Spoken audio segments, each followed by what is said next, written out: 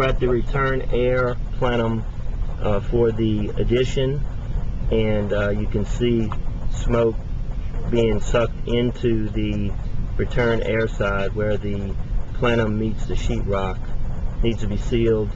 It's sucking in hot, humid attic air, contributing to moisture problems and affecting the efficiency and cooling of the system.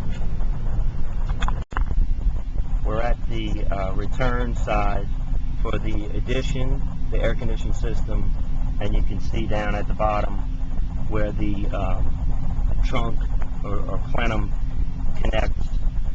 There's air being sucked in underneath that needs to be sealed with mastic. That's sucking in hot, humid attic air, contributing to the moisture problem and affecting the cooling capacity of the unit. Okay, we're on the return side of the air conditioning unit over the addition, and there's also a leak underneath that was attempted, looked like someone attempted to seal with silicone, but needs to be sealed better underneath, which is sucking in hot, humid attic air that's contributing to the moisture problem and affecting the efficiency and cooling capacity of the system. Okay, we're on the supply side of the air conditioning unit for the addition, and there are some leaks around the line set, which is blowing conditioned air into the attic.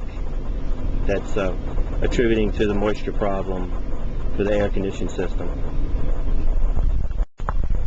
We're at the supply side of the air conditioning unit over the addition, and you can see some air leaks around the ducts where they meet the collar.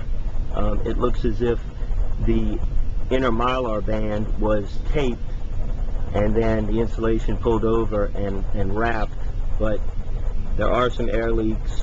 We recommend mastic on the collar before the mastic collar is put on. That these leaks are contributing to negative pressure in the house, blowing conditioned air into the attic. I'm in the crawl space right now underneath the return air where some pipes are going into the return air.